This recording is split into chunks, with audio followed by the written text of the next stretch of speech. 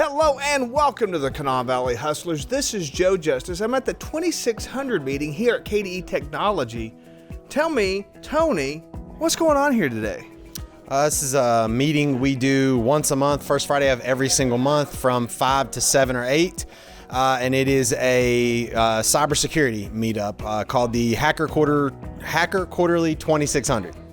And so, Lee, what is the 2600 meeting? What purpose does it serve? What problems do you solve with this meeting?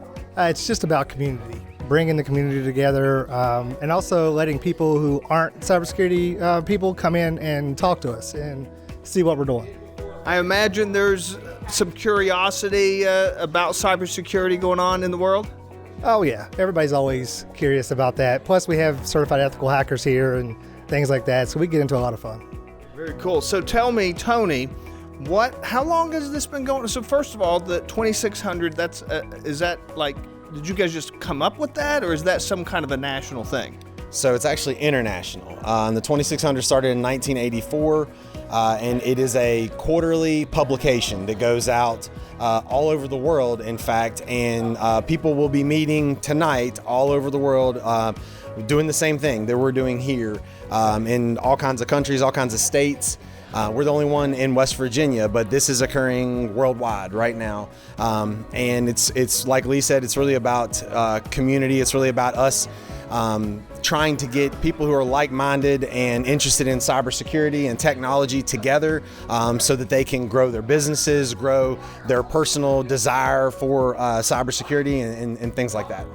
And so, Lee, you guys have been doing this for coming up on 2 years, about a year and a half or so. So tell me, what is a mistake that you made when you first got started that cost you either money or time, and what did you learn from that?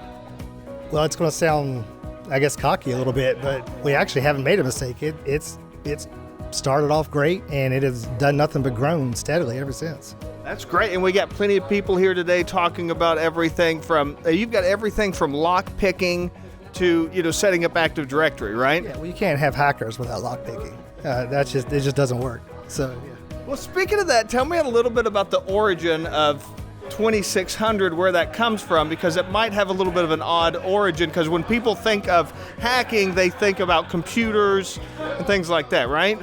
They do. Yeah, I'll let Lee explain more about Okay. 2600. Well, the 2600 started because We got a visual aid here. Captain Crunch whistles came out like this here, actually in the 80s, funny enough. And later, I think they were actually coming out in the 60s and 70s, these whistles. But in the 80s, it was quickly discovered that these whistles blew the perfect 2600 frequency, which is the frequency that at the time, when it was touch-tone phones, that AT&T would use to switch over to the 800 free calling. So you could blow the whistle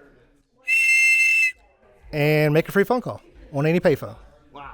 Well, that's pretty cool. That's pretty handy. And so that predates, well, it doesn't predate personal computers, but that was a way of hacking that didn't involve personal computers, right? Yeah. Phone phreaking was being done back in the 60s, 70s, when there was not a whole lot of, most computers were in colleges, universities, and they were connected through the original internet, which is not the internet we know today. It's a different internet. But they were connected through that way. And so you could dial in to certain numbers and get certain things. So that's how phone phreaking started, and that's where hacking originated from. So, Tony, talk to me a little bit about what's one thing that everybody kind of misunderstands about the cybersecurity industry? Gosh, well, there's a lot that people misunderstand, but probably I would say the most important thing that people misunderstand is that it's hard to defend yourself against hackers, against would-be cyber criminals, when in fact the best ways to defend yourself are the easiest, most basic things that people don't do, like strong password management, long passwords, not resharing passwords, having second-factor authentication. These are very basic methods that go far above and beyond the average, what the average hack is going to look like. Yeah. And people still don't follow that kind of basic stuff, right? No. and they think honestly that it's that it's some like crazy thing that's happening on all these computers with these hackers in the hoods and all this different stuff, when probably they just use the same password on their Netflix account that they did on their bank account, and it was an easy password to guess in the first place. Lee, I know you're a cybersecurity expert. This is one of my favorite questions to ask experts on any subject. Tell me one thing, one rule, one principle, one idea that you stand behind even when the haters tell you you're wrong. Zero trust.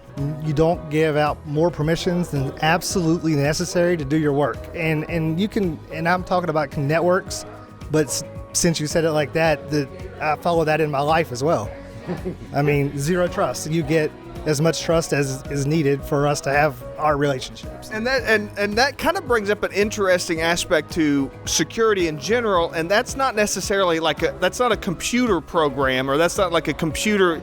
You didn't give me a piece of code or anything. You gave me like a concept, right? That's right. Yep. It's just a concept. I mean, it's very well documented. It's taught. These days, it's common practice. Well, it should be. It's often not implemented correctly. We find those a lot. But yeah, it's the golden standard at this stage.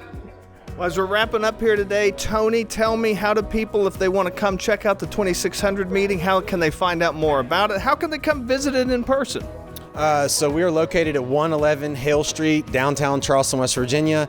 Again, we do this the first Friday of every month from 5 to 7 or 8.